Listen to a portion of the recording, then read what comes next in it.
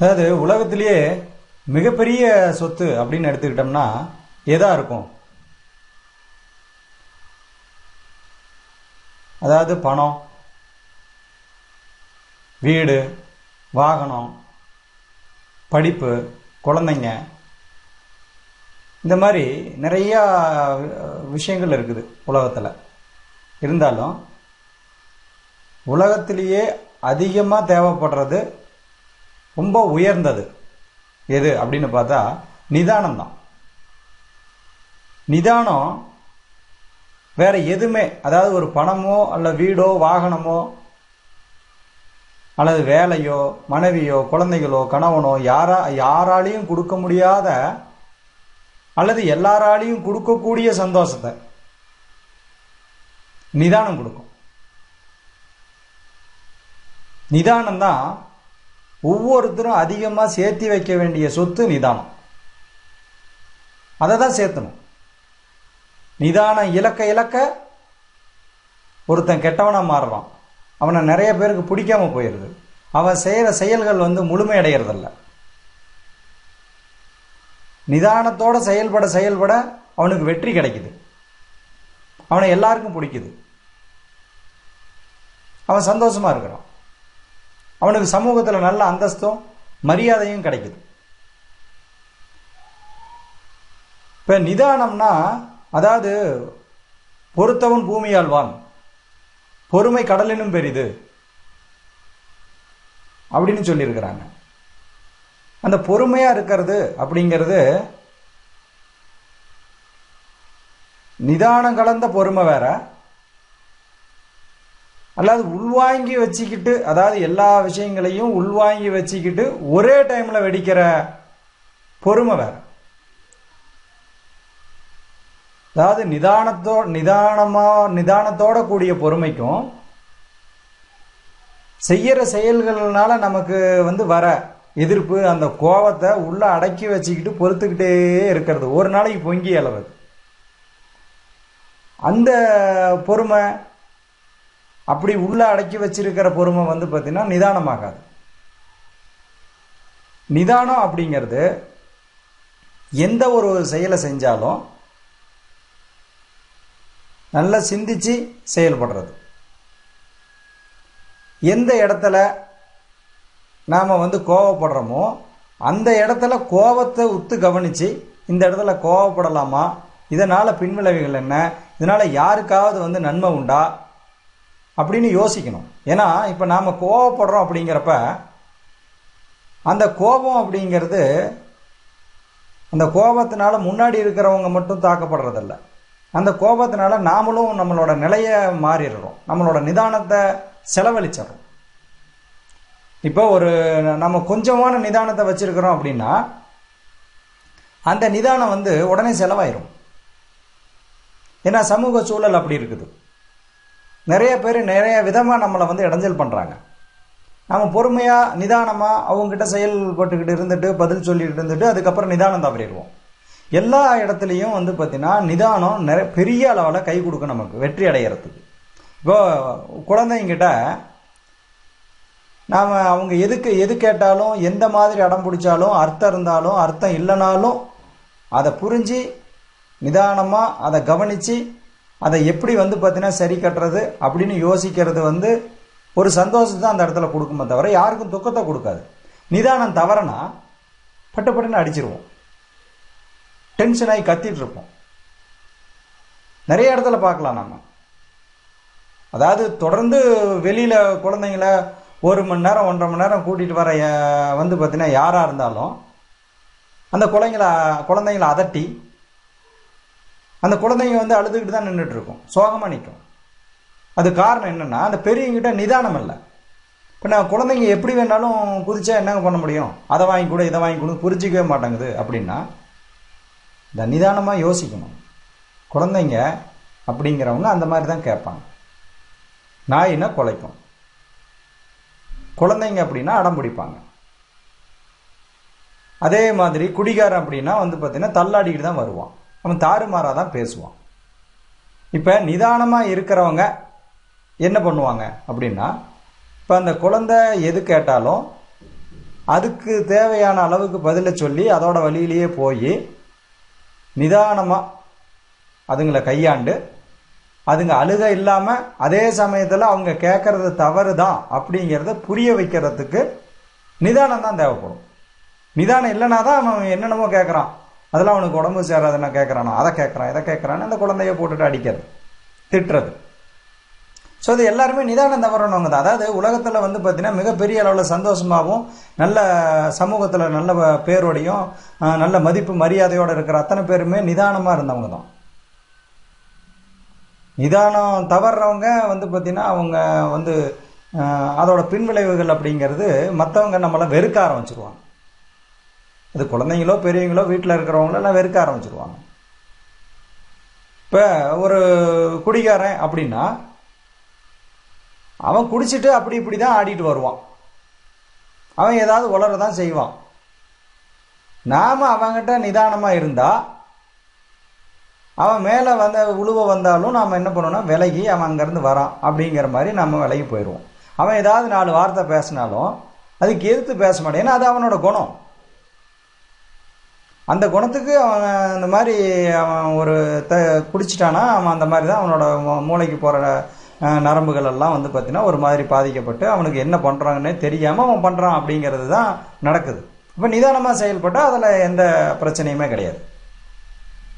இப்போ ஒருத்தர் 2 பேர் வண்டியில் போகிறோம், பைக்கில் போயிட்டுருக்குறாங்க, ஒருத்தர் மேலே ஒருத்தர் ஏதோ இடித்து விழுந்துடுறாங்க.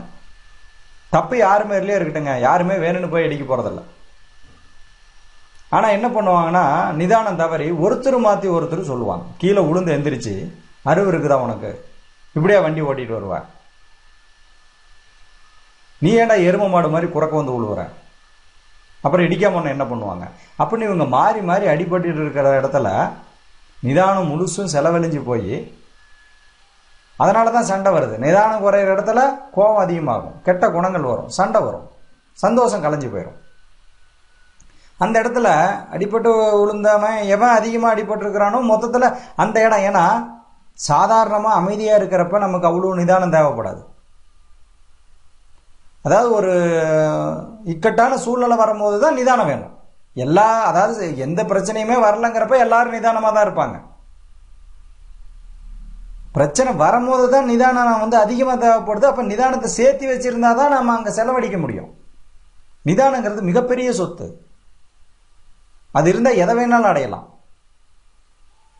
அப்போ அந்த வண்டியில் அடிபட்டு விழுந்தவங்கிட்ட இவன் போய் அவனே சண்டைக்கு வந்தால் கூட நீ இப்படி வரலாமா, குறைக்க வரையா, அப்படி இப்படின்னு அவன் எகர்னா கூட நிதானம் இருக்கிறவன் என்ன சொல்லலான்னா, சரிங்க ஏதோ நடந்துருச்சு, உங்களுக்கு ஏதாவது அடிபட்டுருச்சிங்களா பாருங்க, ஏதாவது காயம் ஏதாவது இருக்குதா, எதா இருந்தாலும் நம்ம பக்கத்தில் பார்த்தீங்கன்னா ஏதாவது ஒரு டாக்டர்கிட்ட போய் பார்ப்போம். அதுக்கு ஒரு ட்ரீட்மெண்ட் எடுத்துக்கிட்டு அதுக்கப்புறம் யார் மேலே தப்பு இருந்தானா என் மேலேயே தப்பு இருந்தால் கூட நம்ம அங்கே பேசிக்கலாங்க. உங்களுக்கு ஒன்றும் ஆகலைல்ல, வண்டிக்கு ஏதாவது ஆயிருக்குதா பாருங்க அப்படின்னு போய் அவன் வண்டியை தூக்கி அவனுக்கு உதவி பண்ணோம்னா போயா நீ தூரம் அப்படின்னு அவனை இடிச்சு தள்ள மாட்டான். விடுறதை விட்டுட்டு எப்படி கிட்ட வராம பாரு அப்படின்லாம் சொல்ல மாட்டான். ஏன்னா நம்மகிட்ட இருக்கிற நிதானமும் நாம் அணுகிற விதமும் பார்த்தீங்கன்னா அவனோட கோபத்தை தணிக்கும்.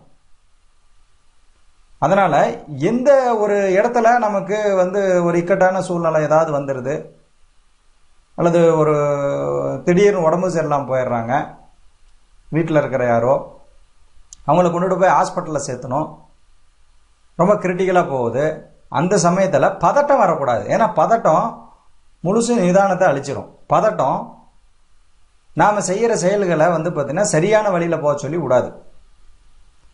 அதனால் பதட்டத்தை பார்த்தீங்கன்னா ஒழிக்கணும். அங்கே தான் அதிக நிதானத்தை கொண்டு வரணும், அங்கே தான் பொறுமை தேவை. அப்போ நம்ம பொறுமையாக செயல்படணும்.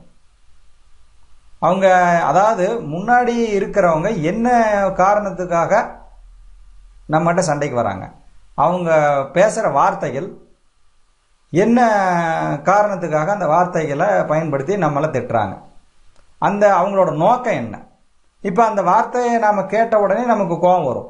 கோபம் வந்தால் அவங்க ஜெயிச்சுட்டு தான் அர்த்தம். ஏன்னா அவங்களோட எதிர்பார்ப்பு அதுதானே. இந்த மாதிரி வார்த்தைகள்லாம் ஏதாவது நம்மளை பற்றி சொல்லி திட்டனா நமக்கு கோபம் வருங்கிறதுனால தான் அவங்க அந்த மாதிரி பேசுகிறாங்க. அதை கவனிக்கணும்.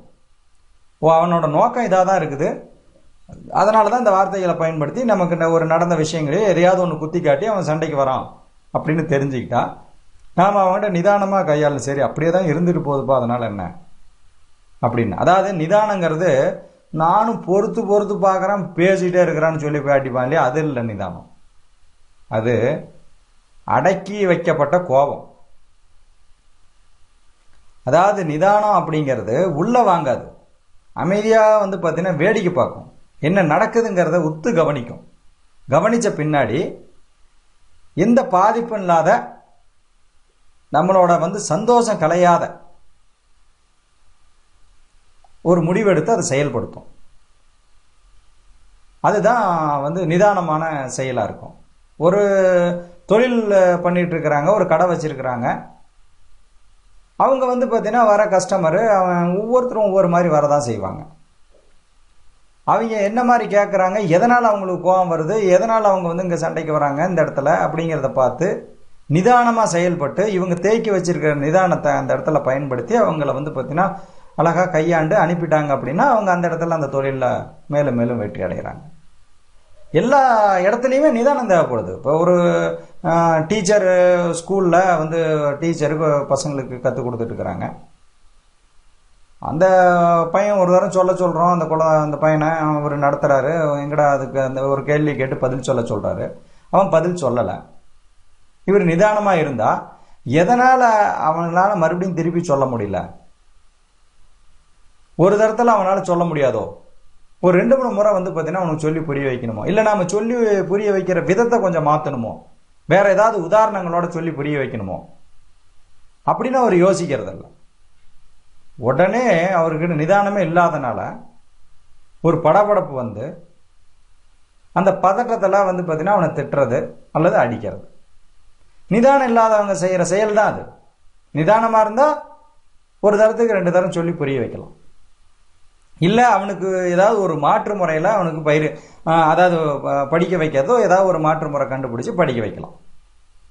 அது வந்து பார்த்தீங்கன்னா அந்த ஒரு டீச்சர் வந்து நிதானமானவங்களா இருந்தால், நிதானம் அவங்ககிட்ட இருந்தால், நிதானத்தை சேர்த்து வச்சிருந்தா அந்த இடத்துல அவங்க இனிமையானவங்களா மாறிடுறாங்க. அவங்கள சுற்றி இருக்கிறவங்களும் இனிமையானவங்களா இருப்பாங்க. அப்போ ஒரு இனிமையானவங்கள இன்னும் சுற்றி இருக்கிற எல்லாருமே வந்து பார்த்தீங்கன்னா மதிப்பு மரியாதையிடம் தான் பார்ப்பாங்க. யாருக்கிட்ட இனிமை கெடுதோ அவங்ககிட்ட தான் பழக மாட்டாங்க. அது எவ்வளோ இருந்தாலும் சரி, அதுக்கும் பணத்துக்கும் படிப்புக்கும் எதுக்குமே சம்பந்தம் கிடையாது. நிதானங்கிறது மிகப்பெரிய சொத்து. அது வந்து ஒரு கவனிக்கிற தன்மை, சுற்றி நடக்கிற நிகழ்வுகளை வந்து கவனித்து அதில் எந்த விதமான பாதிப்பும் இல்லாமல் எடுக்கிற ஒரு முயற்சி. இப்போ ஒரு சடனாக எதுக்குமே வந்து பார்த்தீங்கன்னா ஒரு நிகழ்வு நடந்த உடனே பயங்கர கோபம் வரும், பதட்டம் இருக்கும். ஆனால் அந்த இடத்துல நிதானமாக இருந்து அதை வந்து பார்த்தீங்கன்னா மறுபரிசீலனை பண்ணி என்ன நடக்குதுன்னு நமக்கே தெரியும். நிறையா விஷயம்ல ஒரு சண்டையோ இல்லை ஒரு கோபமோ எது நடந்தாலும் சரி, ஏதாவது இப்போ ஒரு பையனை அப்பா திட்டிடுறாரு கண்டபடி, நீ வந்து பார்த்தீங்கன்னா எதுக்குமே லாய்க்கில்லடா, நீங்கள் அங்கே போனாலும் வேலைக்கு போக மாட்டார், இங்கே போக மாட்டாங்கன்னு அவர் திட்டுறாரு. உடனே அவனுக்கு வந்து அதிக துக்கம் வந்துடுது, மனசில் வேதனை அதிகமாக வருது. அந்த சமயத்தில் அப்பாவே இருக்கக்கூடாதுங்கிற கோபம் கூட அவனுக்கு இருக்கும். எப்படி பேசிட்டு போகிறாரு பாரு அப்படின்னு சொல்லி கண்டபடி திட்டலாங்கிற ஒரு எண்ணம் வரும். ஒரு பொண்ணுக்கு ஏதாவது கேட்டு அவங்க கணவனோ அல்லது வந்து பார்த்தீங்கன்னா அப்பாவோ இல்லை யாரோ செய்யலை அப்படின்னா, அது செய்யாமல் ஏதாவது அவங்க நிதானம் கேட்டு ஒரு பதற்றத்தில் ஏதாவது சொல்லிட்டாங்கன்னா அப்படியே ஒரு பெரிய துக்க பந்து வந்து பார்த்தீங்கன்னா தொண்டையில் அடைச்சிக்கும், கண்ணெல்லாம் கலங்கும். இப்போ அந்த பொண்ணு கண்ணு கலங்கிறதுக்கும் அந்த துக்க பந்து தொண்டையில் அடைக்கிறதுக்கும் அவன் வேதனை அனுபவிக்கிறதுக்கும் காரணம் என்ன அப்படின்னா, அந்த பொண்ணு வந்து கேட்டதை நான் செய்ய மாட்டேன் அப்படின்னு சொல்லி ஏதாவது 2 வார்த்தை சொல்லி திட்டன கணவனோ அல்லது சகோதரர்களோ அல்லது யார் சொன்னாங்களோ அவங்கக்கிட்ட நிதானம் இல்லாத போனதுனால தான் அந்த இடத்துல வந்து பார்த்தீங்கன்னா ஒரு மகிழ்ச்சி காணாமல் போகுது. இந்த பொண்ணுக்கு நிதானம் இருந்தால் உடனே அது கோவப்படாது. சரி ஏதோ சொல்லிட்டு போகிறாரு, அப்போ இப்போ இல்லைன்னா பரவாயில்ல, இன்னும் ஒரு 6 மணி நேரம் 1 மணி நேரம் கழித்து நாம் கேட்போம் அப்படின்னு சொல்லி இந்த பொண்ணுக்கு நிதானம் இருந்திருந்தால் அதை வந்து செயல்படுவோம். இப்போ ஒரு விஷயத்தை செய்யறதுக்கு முன்னாடி எது செய்யறதா இருந்தாலும் குழப்பம் அப்படின்னு ஒன்று வருது அப்படின்னாவே நிதானமாக தான் கையாளணும்.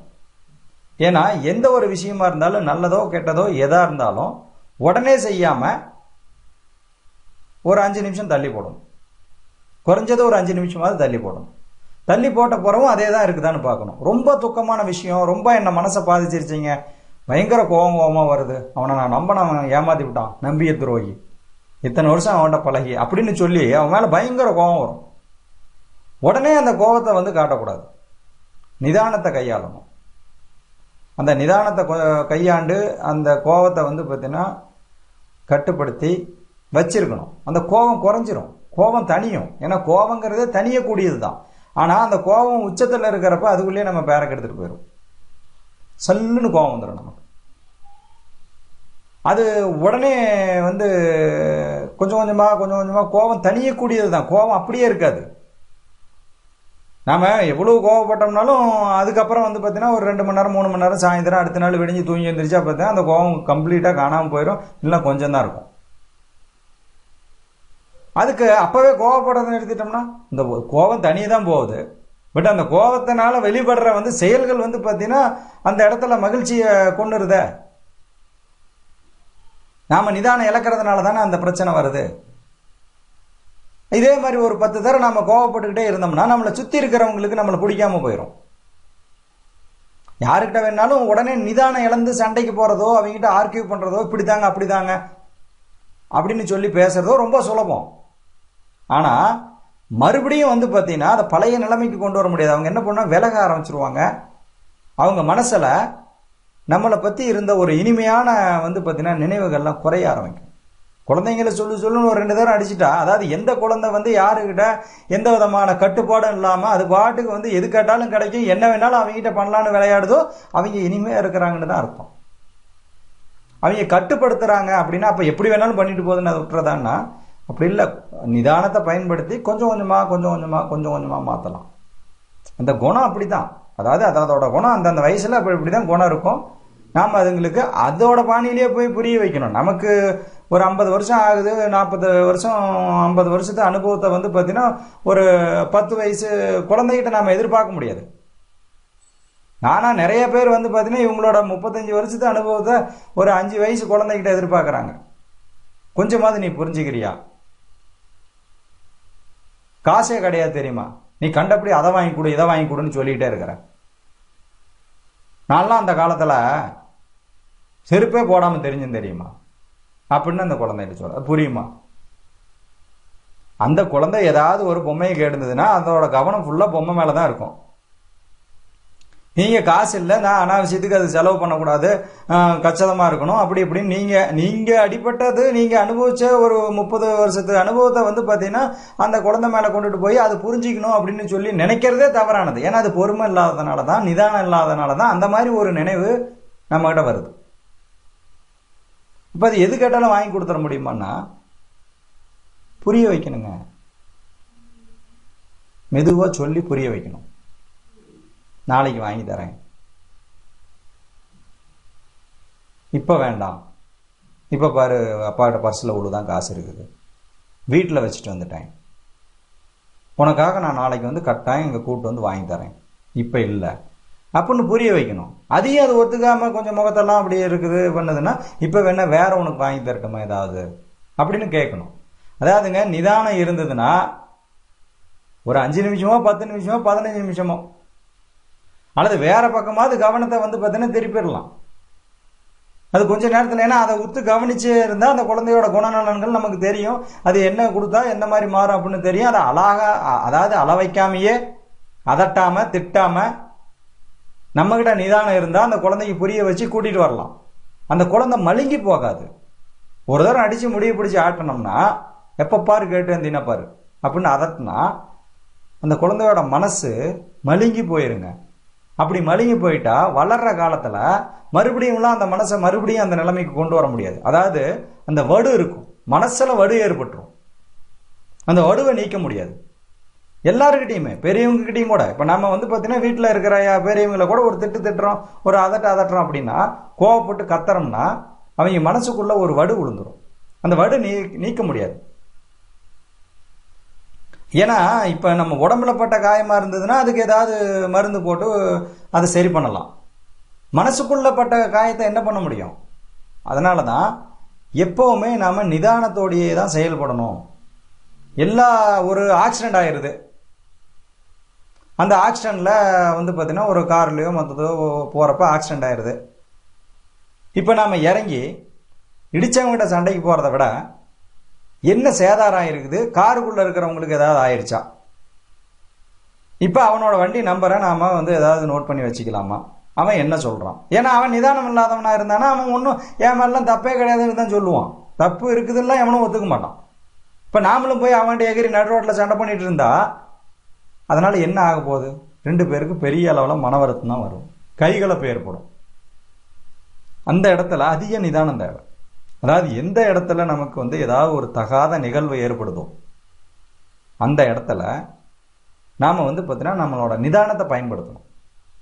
அதனால நிதானத்தை நிறைய சேர்த்தணும். நிதானத்தை எப்படிங்க சேர்த்துறது அப்படின்னா, கவனிக்கிற தன்மையை கொண்டு வரணும். என்ன நடக்குது, எது நடக்குது, எதுக்காக எதிராளி வந்து பார்த்தீங்கன்னா அவனோட இந்த வார்த்தைகள் எதுக்கு பயன்படுத்துகிறான், அவன் என்ன நம்மகிட்ட இருந்து எதிர்பார்க்குறான், இந்த இடத்துல கோபம் இல்லாமல் இந்த இடத்துல வந்து பார்த்தீங்கன்னா யாரையும் நோகடிக்காமல் அமைதியாக சந்தோஷமாக விலகி போகிறது எப்படிங்கிறத யோசிக்கணும். அதுக்கப்புறம் அப்படியே உடனே நிதானம் வந்துடாது. நிதானத்தை கொண்டுட்டு வர்றதுக்கு தனிச்சு உக்காடுறது தான். நாம் என்ன பண்ணுறோம் ஏது பண்ண தன்னையே வந்து கவனிக்கிறது, செல்ஃப் அனலைஸ் பண்ணுறது. இந்த மாதிரி செல்ஃப் அனலைஸ் பண்ணுறதுன்னா எப்படிங்க தனியாக உட்காந்துருக்க முடியும்னா ரொம்ப சுலபம். சர்ச்சோ கோயிலோ எங்கேயாவது போய் 2 பேரும் அங்கேயும் கூட்டிகிட்டு போய் ஊரில் இருக்கிற நியாயமெல்லாம் பேசிகிட்டு இருக்கக்கூடாது. அங்கே உட்காந்து நம்மளை பற்றியே யோசிக்கணும். நமக்கு நடந்த நிகழ்வுகளை பற்றி, கடந்த காலத்தில் நடந்த நிகழ்வுகளை பற்றி, எந்த இடத்துலலாம் கோபமோ சண்டையோ வந்திருக்குதோ, எந்த இடத்துல வருத்தம் ஏற்பட்டிருக்குதோ அந்த நிகழ்ச்சிகளை எல்லாம் நினச்சி பார்க்கணும். அந்த இடத்துல எந்த மாதிரி நாம் இருந்திருந்தால் அதை சரி பண்ணியிருக்க முடியும் அப்படின்னு யோசிக்கணும். அமைதியாக வந்து பார்த்தீங்கன்னா இதெல்லாம் யோசிச்சுட்டு மனசை வெறும் அமைதியாக வந்து பார்த்தீங்கன்னா ஒரு அரை மணி நேரம் 1 மணி நேரம் உட்காந்துருக்கணும். இயற்கை சூழ்ந்த பகுதியில் கொஞ்சம் நேரம் இருக்கிறது, கோயிலுங்களில் போய் தனியாக உட்காந்துருக்கிறது, மெடிடேஷன் பண்ணுறது, அதுக்கப்புறம் இதமான பாடல்களை வந்து கேட்கறது. இந்த பௌர்ணமி இதெல்லாம் நல்ல திதி அப்படிங்கிறதுனால அந்த செல்ஃப் அனலைஸ் பண்ணுறதுக்காக தான் கிரிவலம் இதெல்லாம் போக சொல்கிறாங்க. ஏன்னா கிரினா மலை, அந்த மலையை சுற்றி அப்படியே அந்த பௌர்ணமி முழு பௌர்ணமியில் வந்து நல்ல அலைகள் இருக்கும். அதில் அதாவது நல்ல வந்து ஒரு ஃப்ரீக்வன்சி நல்ல வைப்ரேஷன்ஸ் வந்து பார்த்தீங்கன்னா அந்த டைமில் இருக்கும். அதனால தான் பௌர்ணமி அப்போ அலைகள் கூட எகுறுது அப்படின்னு சொல்லி கடல் அலைகள் கூட எகிறதா சொல்லுவோம். அதனால் ஏதோ வந்து பார்த்தீங்கன்னா ஒரு வைப்ரேஷன் இருக்குது.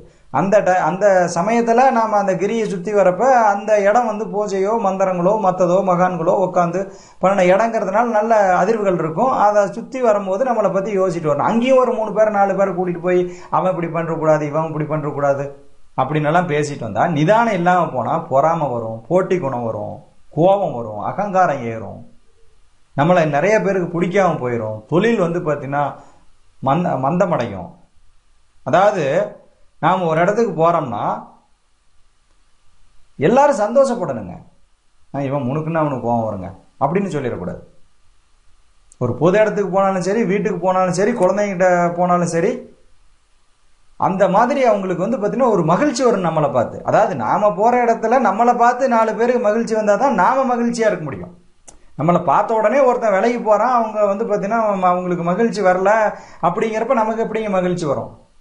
ஸோ அதனால் அடுத்தவங்களை வந்து மகிழ்விக்கிறது அப்படிங்கிறது நாம் மகிழ்ச்சியாக இருக்கிறதுக்கு தான். அதனால் சந்தோஷங்கிறது மட்டும் இல்லை, எல்லா விதமான உலகத்தில் இருக்கக்கூடிய எல்லா விதமான மகிழ்ச்சி தரக்கூடிய விஷயங்கள் அத்தனையும், பணமோ பொருளோ வாகனமோ வீடோ எதாக இருந்தாலும் சரி, எல்லாமே நிதானத்தினால மட்டும்தான், நிதானத்தால் தான் கைகூடும்.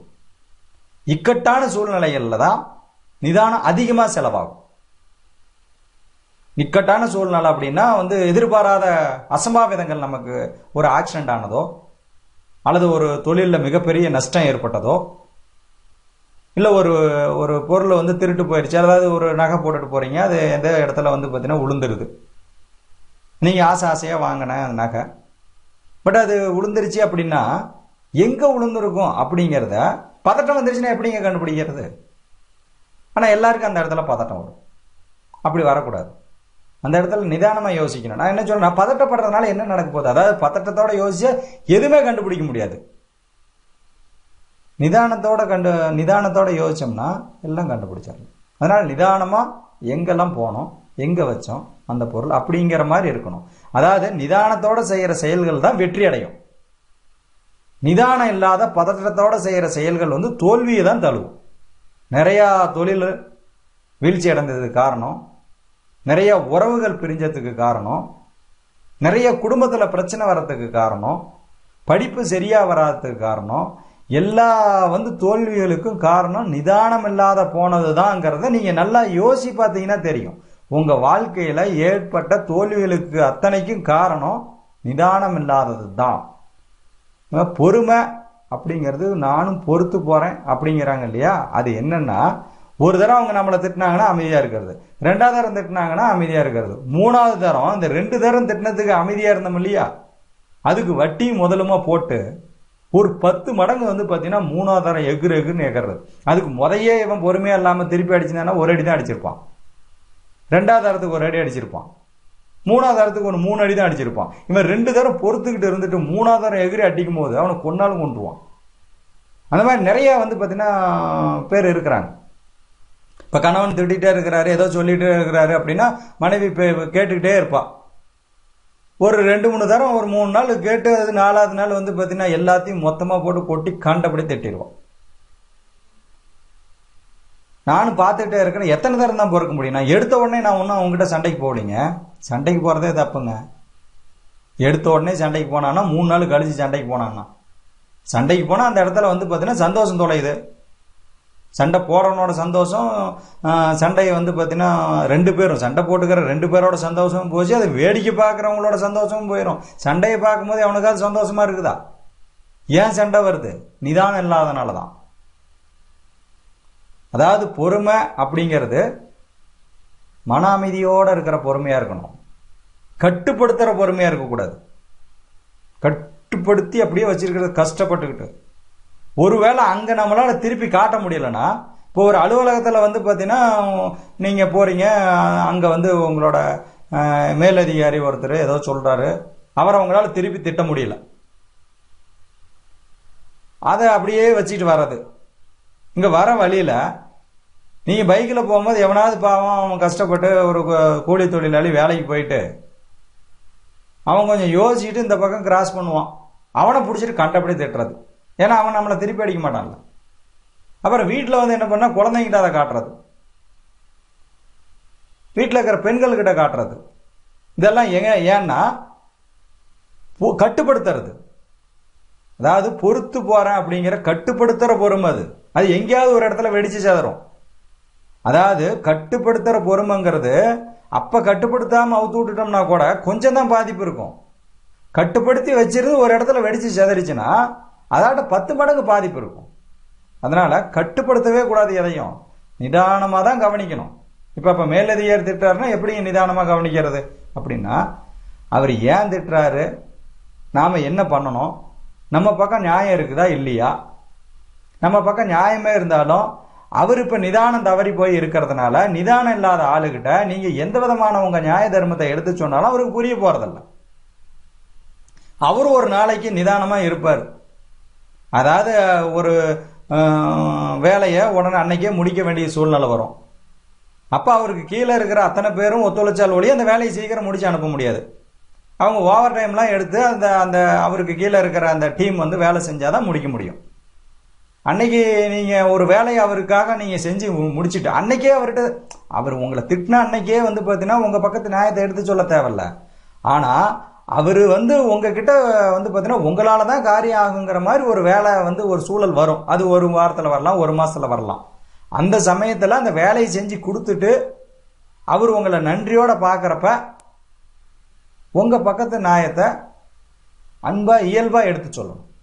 அப்ப முதையும் அந்த மகிழ்ச்சி இருந்தது, இப்பவும் பாத்தீங்கன்னா மகிழ்ச்சி இருக்குது. அதுக்கப்புறம் அவர் பேச மாட்டாரு மறுபடியும், ஏன்னா அவர் புரிஞ்சுக்குவார். ஏன்னா அந்த இடத்துல நீங்க அப்பவே சொல்லியிருந்தீங்கன்னா அது சண்டையா மாதிரி இருக்கும், தேவையில்லாத பாத்தீங்கன்னா ஆர்கியூமெண்ட் ஆயிருக்காது.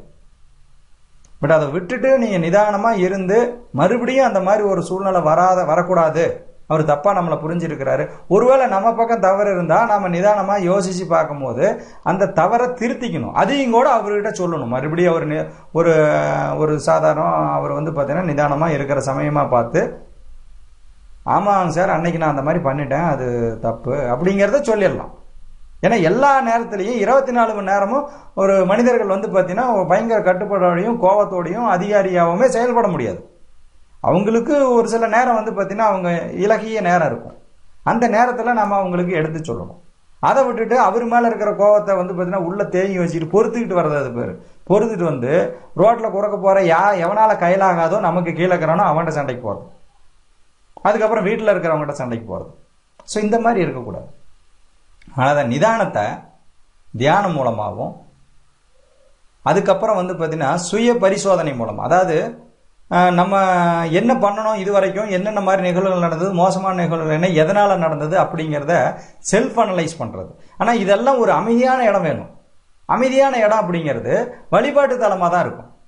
அது மசூதியோ சர்ச்சோ கோயிலோ அல்லது இயற்கை சூழ்ந்த பகுதியோ, அந்த இடத்துல உட்காந்து அமைதியாக அதெல்லாம் யோசிக்கணும். இப்படி பண்ணியிருந்தா முன்னாடி நடந்த சண்டை வந்திருக்காது, இப்படி பண்ணியிருந்தா நமக்கு வேதனை வந்திருக்காது அப்படின்னு யோசிச்சுட்டு இனிமேல் வந்து பார்த்தீங்கன்னா நாம் செய்கிற செயல்களில் நிதானத்தை கடைப்பிடிக்கணும். அதாவது நமக்கு வர கோபத்தை மட்டுமே நாம் பார்க்கக்கூடாது. நமக்கு ஆப்போசிட்டில் இருக்கிறவன் நமக்கு கோபம் வர மாதிரி தூண்டுறான்னா என்ன காரணத்துக்காக அவன் தூண்டுறான் அப்படின்னு சொல்லி அதை வந்து பார்த்தீங்கன்னா யோசித்து பார்த்து தான் நம்ம அவங்ககிட்ட வந்து பார்த்தீங்கன்னா அதுக்கு எந்த மாதிரி ஹேண்டில் பண்ணுறது அப்படின்னு கண்டுபிடிக்கணும். அதுக்கெல்லாம் நிதானம் நிறைய இருந்தால் தான் பண்ண முடியும். இல்லைன்னா டக்குன்னு கோபம் வந்துடும், இல்லை கட்டுப்படுத்துவோம். இப்போ நிறைய பேர் என்ன பண்ணுறாங்கன்னா ஒன்று உடனே கோவப்பட்டுருவாங்க, இல்லைன்னா கட்டுப்படுத்தி வச்சுட்டு எங்கேயாவது வெடிச்சு சேதரும். இது அவங்க வந்து நிதானம்னு சொல்லிக்கிறாங்க. அது நிதானம் கிடையாது. அதாவது கட்டுப்படுத்த மாட்டாங்க, அந்த இடத்துல இருக்கிற பிரச்சனையை நீக்கி மகிழ்ச்சியாக உருவாக்கிடுவாங்க. அந்த இடம் மகிழ்ச்சியாகவே இருக்கிற மாதிரி உருவாக்கிடுவாங்க. அவங்க தான் நிதானத்தை வச்சிருக்கிறவங்க. அதனால நிதானத்தை தியானத்து மூலமாகவோ நல்ல பாடல்கள் கேட்கறது மூலமாகவோ அல்லது நல்ல குரு கிட்ட வந்து போய் அவரோட குருவோட அனுகிரகத்தினாலேயோ அல்லது ஒரு கடவுள் பக்தியினாலேயோ எல்லாமே வந்து என்ன பண்ணணும்னா தனியாக அமைதியாக இருக்கிற மாதிரி ஒரு சூழலில் உருவாக்கணும். கோயிலுக்கு போனால் அங்கே ஒரு 3 பேர் 4 பேர் கூட போய் அங்கே இருக்கிற சினிமாவை பற்றி அதை பற்றி இதை பற்றி பக்கத்து வீட்டுக்காரன் எதிர்த்து வீட்டுக்காரன் எல்லாத்த பற்றியும் பேசி அங்கே அந்த மாதிரி பண்ணக்கூடாது. கிரிவலம் போனால் இவங்க மட்டும் போகணும். ஒருவேளை 3 பேர் போகிறாங்க வீட்டில் இருக்கிறவங்கன்னா அவங்கவுங்க பாட்டுக்கு அவங்கள பற்றி யோசிச்சுட்டு கிரியை சுற்றி வரணும். அதை விட்டுட்டு 3 பேரும் பேசிகிட்டே போகக்கூடாது. அந்த மாதிரி வந்து பார்த்தீங்கன்னா நமக்குள்ளே நடந்த நிகழ்வுகளை மறுபடியும் யோசித்து பார்த்து இது இப்படி பண்ணியிருக்கணும் அப்படி பண்ணியிருக்கணுங்கிறத நாம் வந்து கண்டுபிடிச்சோம்னா மறுபடியும் அதையே செய்யும் போது நமக்கு நிதானம் வரும். ரெண்டாவது தியானத்து மூலமா நிதானம் வரும். நல்ல பாடல்கள், நல்ல இயற்கையான இடம், குழந்தைங்க கூட குழந்தைங்களா இருக்கிறது, இந்த மாதிரி இடத்துங்கெல்லாம் நிதானத்தை நம்ம அதிகமாக சேர்த்தலாம். அது வந்து நமக்கு வாழ்க்கையை வளமாக்கும். வாழ்க்கையோட மிகப்பெரிய சொத்து நிதானம் தான் அப்படிங்கிறத புரிஞ்சு எல்லாத்துலேயுமே வெற்றி கொடுத்துரும் அந்த நிதானம். அதை புரிஞ்சுக்கிட்டவங்க நிதானத்தை நிறைய சேர்த்தனவங்க படிப்பில் வெற்றி அடைவாங்க, நல்ல வேலை கிடைக்கும், நல்ல வந்து வாழ்க்கை அமையும், வாழ்க்கை துணை அமையும். மோசமான வாழ்க்கை துணையே அமைஞ்சாலும் இவங்க நிதானத்தினால கொஞ்சம் கொஞ்சமாக மாற்றுறதுக்குண்டான வாய்ப்புகள் நிறையா இருக்குது. அவங்கள சுற்றி எப்பவும் மகிழ்ச்சி தான் இருக்கும். சமுதாயத்தில் வந்து பார்த்தீங்கன்னா அவங்களுக்கு ஒரு நல்ல மதிப்பும் அவங்கள பார்த்த உடனே ஒரு பிரியமும் அவங்க மேலே ஏற்படும். அதனால் உலகத்திலேயே மிகப்பெரிய சொத்து வந்து நிதானம் தான். நிதானத்தை வந்து சேர்த்து வச்சிருக்கிறவன் மிகப்பெரிய வெற்றியாளன். அதான் அவனோட வாழ்க்கையும் சந்தோஷமா இருக்கும், அவனை சுற்றி இருக்கிறவங்களும் சந்தோஷமா இருப்பாங்க.